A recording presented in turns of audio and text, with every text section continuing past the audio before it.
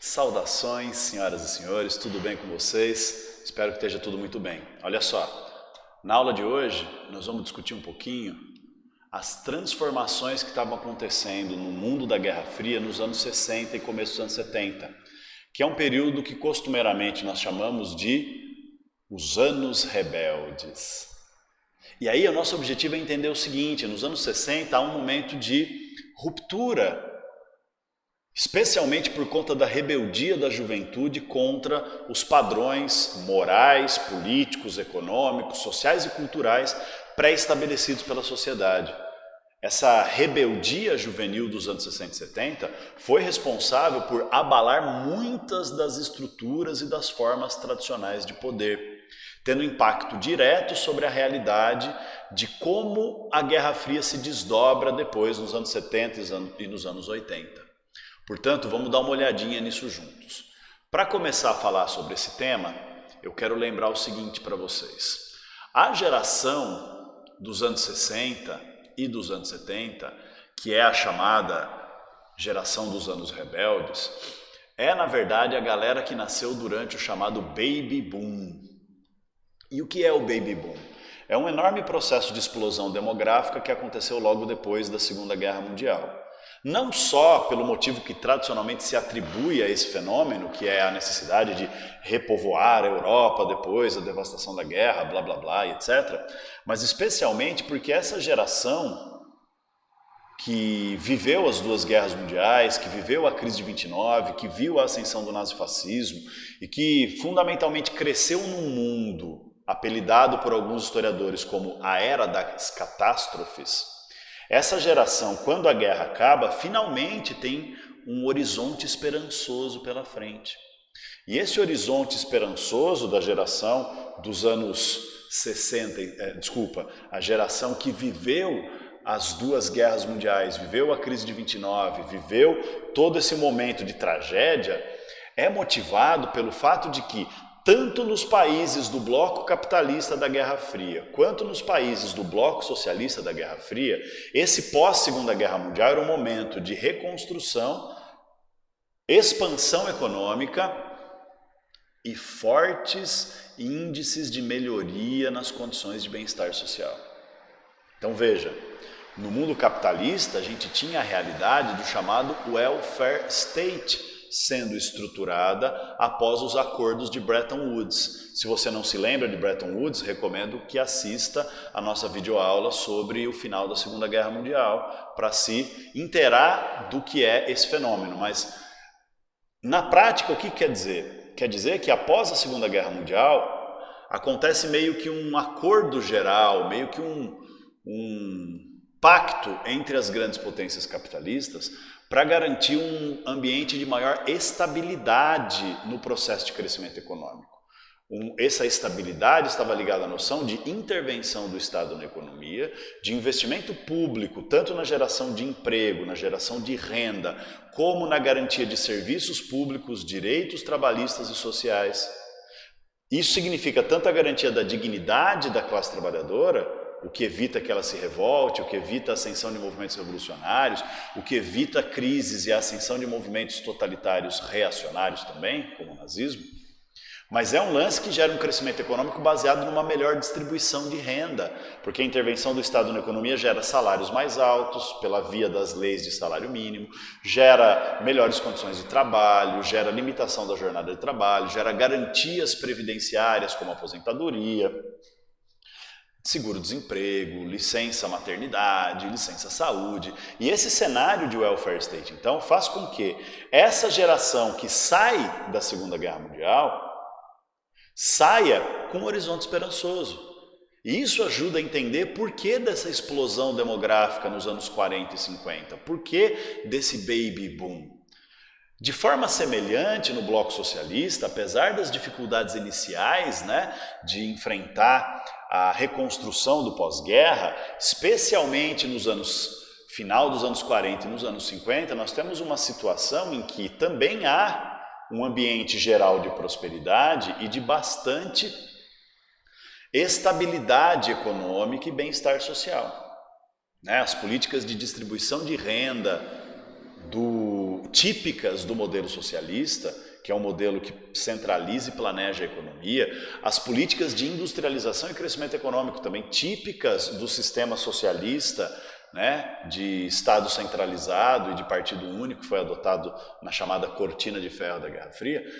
Esse sistema estava gerando de fato crescimento econômico, estava gerando expansão tecnológica, estava gerando geração de emprego, geração de emprego é feio, né? Mas enfim, estava gerando emprego, estava gerando crescimento, portanto, da sensação e da realidade de bem-estar social. Então, em ambos os lados da Guerra Fria, a gente tinha uma situação meio que semelhante nessa questão. Então, também o horizonte era esperançoso.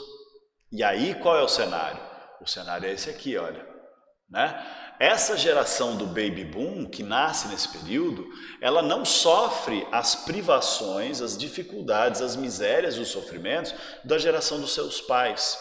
Então essa explosão populacional, quando chega lá nos anos 60 e 70, que essa galera está aí por volta dos 20 anos de idade, é uma galera que não considera mais o bem-estar social como um elemento assim de conquista, de esperança, considera a situação de bem-estar social como uma garantia normalizada e naturalizada em suas vidas. Elas cresceram sem, apesar de todas as tensões da Guerra Fria e apesar dos múltiplos conflitos da Guerra Fria na África e na Ásia, que aí é outra história, mas na Europa e nos Estados Unidos, essa geração baby boomer não sofreu as privações e as restrições, nem os sofrimentos e o medo de seus pais, da geração de seus pais.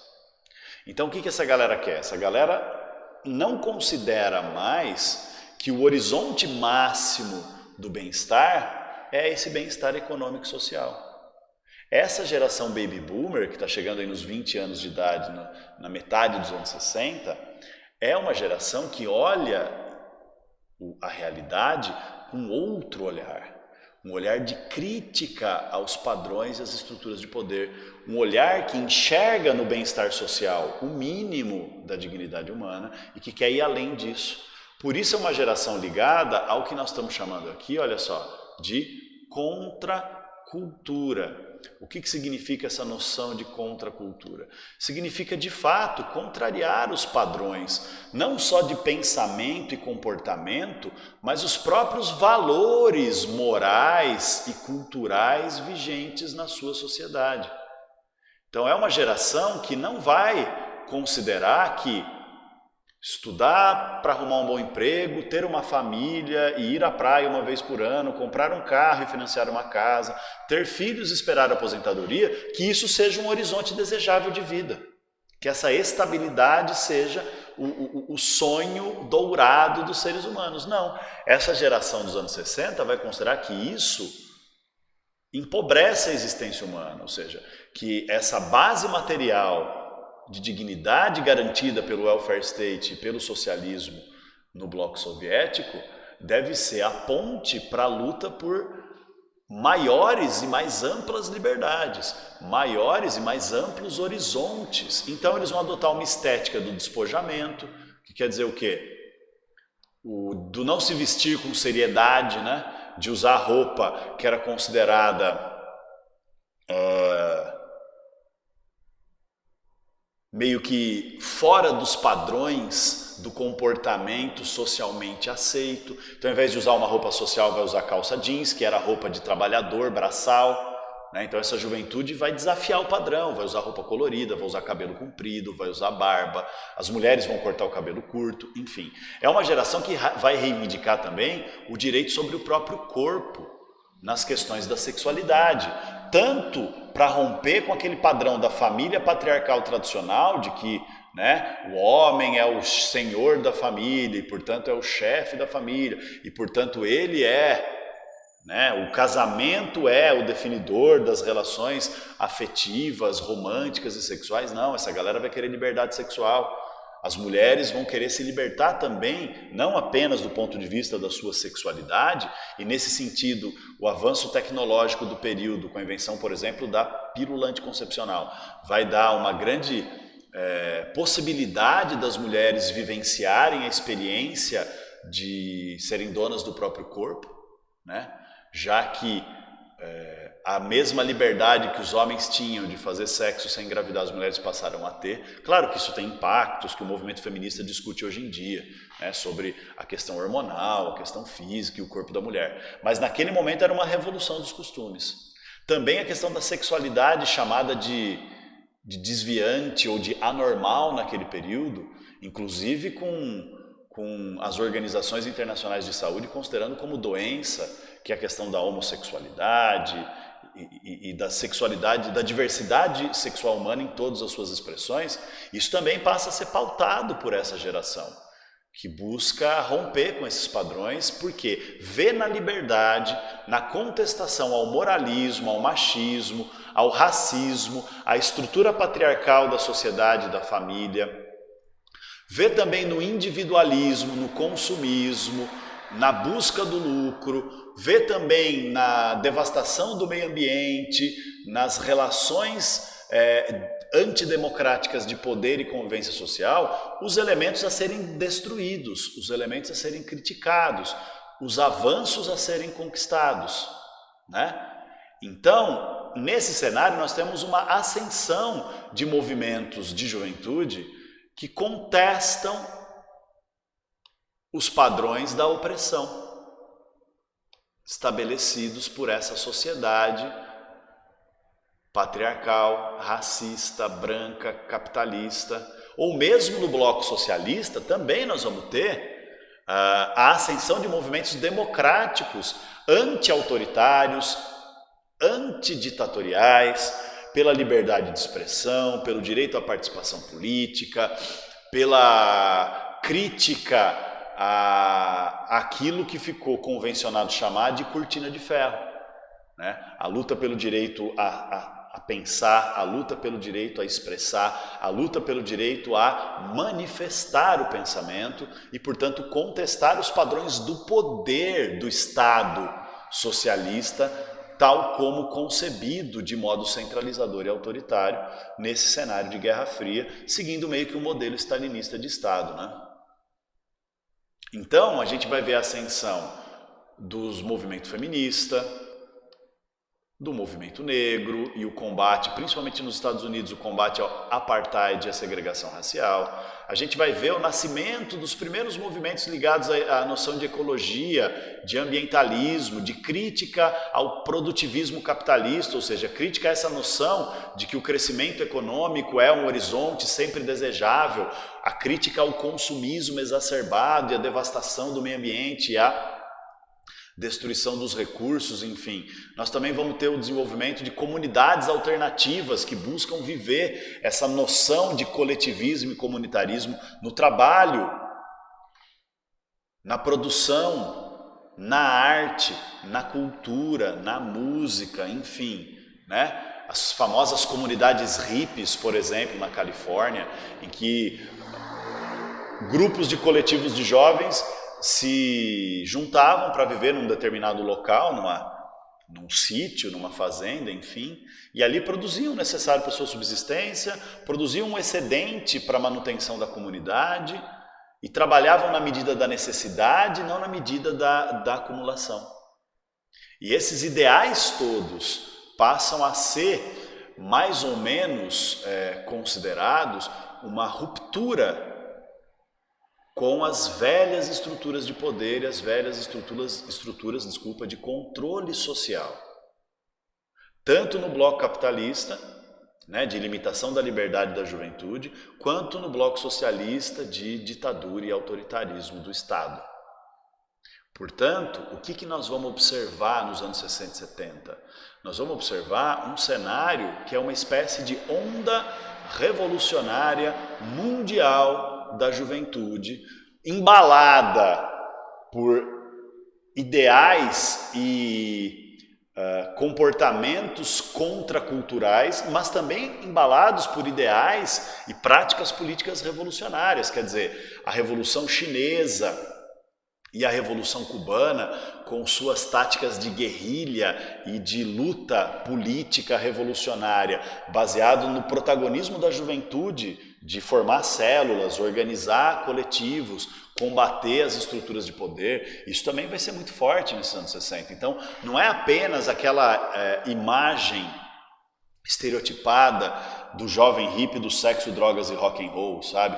Aquela imagem estereotipada de que é uma galera que apertou a tecla foda-se, vamos viver a vida, gozar os prazeres. Na verdade, não. Tinha muito isso, porque isso fazia parte do horizonte político-filosófico do movimento, da onda revolucionária da juventude dos anos 60. Né? A noção de que trabalhar como um louco para acumular riquezas não é uma vida desejável, nem uma vida que gere plenitude humana. E que, portanto, a juventude deveria buscar algo mais, né? A criatividade, inclusive com o uso das drogas para expandir a criatividade, expandir a percepção da realidade, enfim. Mas além desse movimento contracultural, que via nos comportamentos e na mudança do indivíduo, da sua visão de mundo, do seu comportamento, a chave para mudar o mundo, então muda o indivíduo para que isso reverbere e vá mudando a sociedade, também havia aquelas parcelas amplas da juventude que estavam interessadas em lutar de uma maneira mais efetiva, de uma maneira revolucionária, inclusive luta armada. Aqui no Brasil, o período da ditadura militar é rico em exemplos de jovens estudantes universitários, de jovens trabalhadores e trabalhadoras que abandonaram o trabalho, abandonaram o privilégio do estudo universitário para se engajar nas guerrilhas e nas ações armadas contra a ditadura militar e seu autoritarismo. Então veja, não só de contracultura e contestação aos padrões morais da sociedade viveu a rebeldia dessa juventude, também de movimentos revolucionários, socialistas ou nacionalistas ou anti-imperialistas, de várias matizes, desde movimentos armados até movimentos pacifistas, enfim. A questão é, essa onda da rebeldia juvenil vai abalar as estruturas da Guerra Fria. Isso vai ser a conclusão da nossa aula. Mas antes, vamos dar uma olhadinha nos movimentos que existiam nesse cenário, né? As principais lutas. Queria começar aqui destacando a luta do movimento negro, que a gente tinha duas vertentes básicas, né? A luta do movimento negro com um olhar mais pacifista, cujo líder mais famoso foi o reverendo e doutor Martin Luther King Jr., que, inspirado na luta da desobediência civil do Gandhi na Índia, no processo de descolonização lá naquele país, o Martin Luther King também desenvolveu, junto com seu movimento, né, uma luta de desobediência civil. O movimento eclode quando uma mulher chamada Rosa Parks se recusa a obedecer a uma lei racista de segregação que dizia que as pessoas negras não podiam estar sentadas no banco do ônibus se uma pessoa branca quisesse sentar naquele lugar. E ela se negou a se levantar para um jovem branco, o motorista do ônibus parou o ônibus, ela acabou sendo presa, depois de um puta impasse, uma puta polêmica, de ameaças de violência, enfim. Foi presa, e aí o Martin Luther King, que era pastor, né, reverendo, religioso, protestante, na cidade, na igreja onde a Rosa Parks frequentava, ele acaba organizando um movimento de boicote, desobediência civil, um movimento pacifista de boicote às empresas de ônibus. Então as pessoas negras passaram a trabalhar a pé. Isso gerou um prejuízo tão grande nas empresas de ônibus que depois de algum tempo, elas próprias passaram a pressionar a prefeitura para que abolisse a lei segregacionista do transporte público na cidade. E isso deu força para que muitos outros movimentos se inspirassem no pacifismo da desobediência civil como uma ferramenta de luta. Mas nós temos também, dentro desse movimento negro, movimentos que viam na luta um processo revolucionário, como, por exemplo, o movimento dos Panteras Negras, Black Panther Party, que vai virar um partido político, inclusive. Mas antes eu quero falar do Malcolm X. O Malcolm X representa uma outra vertente do movimento negro, que é a seguinte: ele era muçulmano, né? Ele se converteu ao islamismo através do movimento de um líder islâmico estadunidense chamado Elijah Muhammad, E aí ele se converteu com esse nome de Malcolm X, né, Malcolm X, para dizer, olha, meu nome é Malcolm e meu sobrenome é X, porque o sobrenome que me deram é um sobrenome do colonizador, é um sobrenome do branco racista que escravizou meus ancestrais.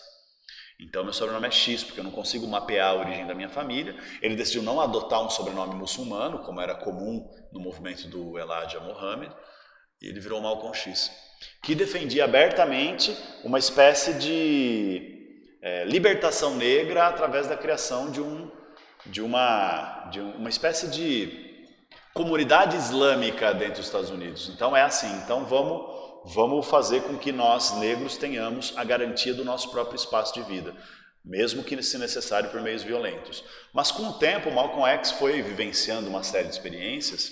A biografia dele é muito interessante, inclusive, vale a pena ser lida se você gosta desse tipo de tema.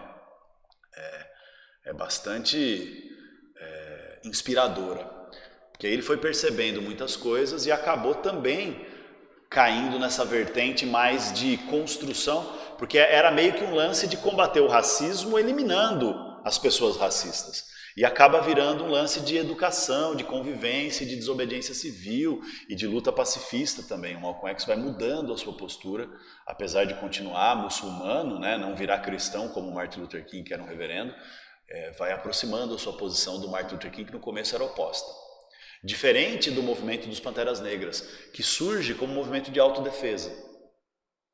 Essa galera, vendo a violência racista, principalmente da polícia e das autoridades, começa a se armar, e nos Estados Unidos é permitido se armar, desde que as armas sejam visíveis em público, né? Começa a se armar para defender a segurança das comunidades negras.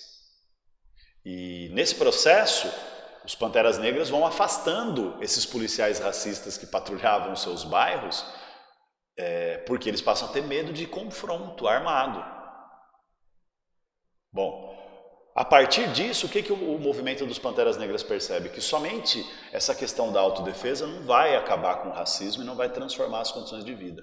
Aí o movimento começa a virar, junto com a autodefesa, um movimento também de ajuda mútua, de criar centros comunitários, centros assistenciais, escolas, centros de formação política, para dar um upgrade nessa luta, para ser uma luta de emancipação da população negra, inclusive através da organização política.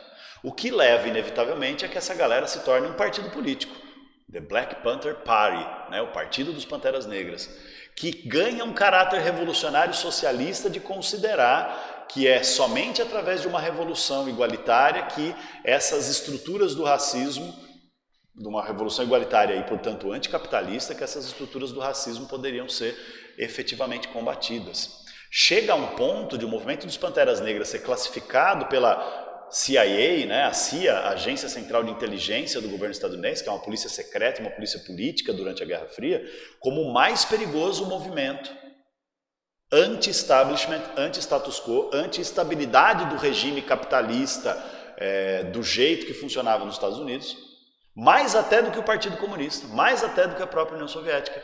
Os Panteras Negras eram vistos como uma ameaça ao status quo, porque não apenas discutiam a questão racial, como também discutiam as questões ligadas à desigualdade social. A gente tem também o movimento hippie, que todo mundo já conhece, que eu já delineei no slide anterior, que é o grande exemplo da contracultura e da encarnação dessa luta do pacifismo. Então eles vão fazer protesto contra a guerra do Vietnã, vão se engajar nas lutas contra o militarismo e o complexo industrial militar, contra o consumismo, a favor da preservação ambiental, enfim, a favor também da liberdade moral, do prazer e da criação, o lema do sexo, drogas e rock and roll, que teve presente no movimento lá de Woodstock. Nós vamos ter aqui também a questão do feminismo ganhando força. O feminismo não é inventado, obviamente, nos anos 60, mas ele vai ganhar muita força porque essa juventude é a famosa geração das mulheres que queimavam sutiãs em praça pública, para representar o sutiã como o combate aos padrões do comportamento, da mentalidade, da opressão machista sobre a mulher e o seu corpo. Então essa discussão do direito ao corpo passa a ser muito forte no movimento feminista nesse momento histórico, né? Porque as questões do trabalho, da igualdade no trampo, da igualdade no salário, da igualdade do voto, já tinham sido a bandeira das gerações feministas anteriores. São bandeiras nunca abandonadas pelo movimento feminista, obviamente, mas nos anos 70 as demandas também eram outras. Né? As demandas pela liberdade de criação, pela ocupação do espaço público, pelo direito a um horizonte de vida que não se resumisse ao casamento e à família, ou ao trabalho e à família. Né? Essa expansão da luta do feminismo também tem muito a ver com essa onda libertária dos anos 60. Nós vamos ter a questão da sexualidade, da luta por identidade de gênero aparecendo pela primeira vez também, que são as lutas ligadas ao movimento, hoje a gente chama de LGBTQIA+, né? Mas essa terminologia foi se ampliando porque nós, seres humanos, fomos percebendo que a diversidade da identidade de gênero e da percepção e do desejo e da orientação sexual do ser humano é muito mais ampla do que meramente macho e fêmea, homem e mulher, enfim. Então esse cenário todo também começa a aparecer de forma cada vez mais a ganhar visibilidade. É esse que é o grande lance nesse momento. O direito de não viver no que tradicionalmente se denomina como o armário, né? Escondido na sua sexualidade, escondido na sua identidade. E nós vamos ter movimentos assim de rua também, né?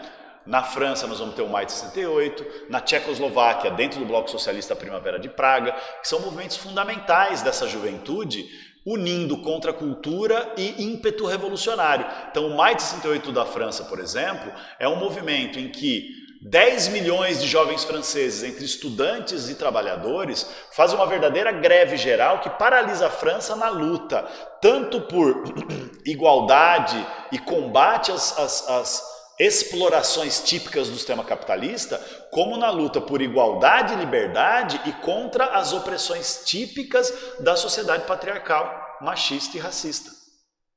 Começa como um movimento, o Maio de 68 na França, começa como um movimento de estudantes lutando contra o autoritarismo de um reitor da Universidade de Paris que achava que deveria proibir o contato entre homens e mulheres, entre jovens rapazes e moças, dentro dos dormitórios da universidade, ou seja, segregação sexual para evitar que as pessoas pudessem transar e namorar. E isso gerou um protesto que foi fortemente reprimido pela polícia, o protesto se espalhou por todos os campi da Universidade de Paris e o que era um protesto pequeno em relação a uma questão localizada acaba virando uma verdadeira rebelião de caráter revolucionário da juventude francesa, que quase derrubou o governo conservador do general, considerado herói da resistência francesa na Segunda Guerra, o general Charles de Gaulle, que era o presidente da França naquele momento, e que contestou e abalou toda a estrutura do sistema capitalista e das estruturas morais da sociedade conservadora na França. Conquistando para as nossas gerações, tanto para a minha quanto para a de vocês, uma série de liberdades que nós naturalizamos, tipo o direito de escolher a própria roupa, tipo o direito de escolher a carreira, tipo o direito de estudar, tipo o direito de expressar oposição aos padrões da sociedade, tipo o direito de viver o desejo sexual de maneira livre, tipo o direito de se expressar, são conquistas fundamentais dessa geração de 68 que tem como grande ícone o Maio de 68 na França. Eu recomendo que vocês procurem documentários e imagens, fotografias e depoimentos dessa época, porque é uma geração que realmente contestou e que realmente rompeu paradigmas, inclusive na filosofia política. Né? É uma galera que falou assim, olha, os sindicatos e partidos socialistas, comunistas, de esquerda tradicionais, não atendem à nossa necessidade de uma horizontalidade, de um movimento que não tenha chefes, que tenha líderes, mas que não tenha chefes, que tenha lideranças que se formam na luta. Então até a interpretação da teoria marxista foi reinventada por essa geração, de um modo muito pulsante. Há uma discussão grande dentro do marxismo se essa geração dos anos 60 rompeu com o marxismo ou releu o marxismo, mas de toda forma criaram teorias e práticas políticas muito pulsantes, vivas, né, que impulsionavam barulhos da rua, que impulsionavam e inspiravam essa juventude e as gerações que vieram depois. Já a Primavera de Praga, na Tchecoslováquia, ela representa o mesmo impulso que o Maio de 68 na França, que acontece no mesmo ano também, em 68, porém num país autoritário do bloco de influência da União Soviética. Então é um movimento reformista liderado por um jovem, né, jovem dentro dos padrões da cultura política ocidental, chamado Alexander Dubček, que era um reformista do Partido Comunista Tcheco, que buscava o que eles chamaram de uma humanização do socialismo. E aí na Tchecoslováquia eles tentaram reestabelecer liberdade de expressão, tentaram restabelecer princípios democráticos de participação popular, não organizada, fora do Partido Comunista, mas que pudesse interferir nas questões de Estado, pudesse interferir no funcionamento da sociedade, da economia, das relações sociais, do trabalho, da cultura, da educação, dos meios de comunicação, enfim. Então é um movimento que não ganha esse caráter contracultural como no Ocidente, porque a urgência era outra, a urgência ali era a luta democrática.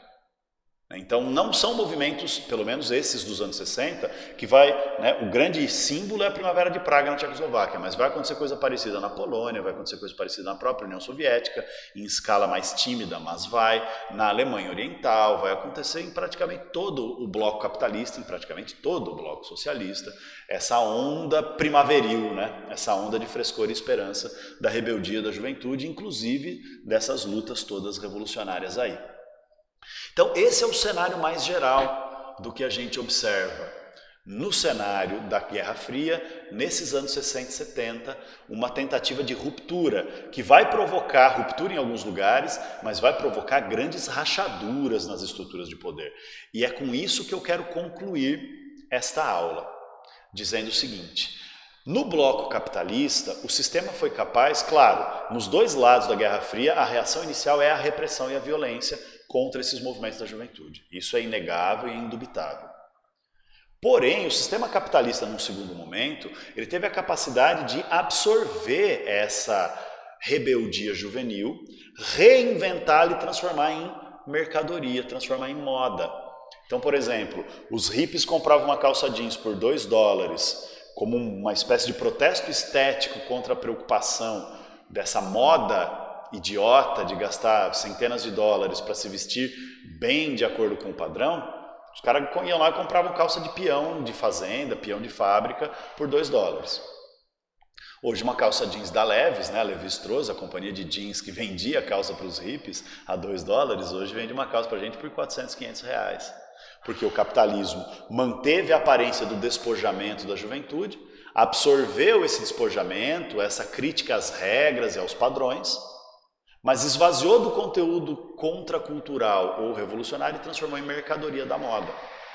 Fez isso com a música, fez isso com a arte, fez isso com tudo. Inclusive grandes líderes, assim, absolutamente revolucionários nas suas ideias do movimento contracultural dos anos 60, viraram grandes investidores na Bolsa de Valores ou viraram grandes empreendedores dos ramos tecnológicos que exigem um outro grau de criatividade, né? De programação de computador, esse tipo de coisa. Quer dizer, essa galera hippie da Califórnia dos anos 60 é a galera do Vale do Silício da Califórnia nos anos 70 e 80, sabe? Então o capitalismo soube reinventar a rebeldia como mercadoria.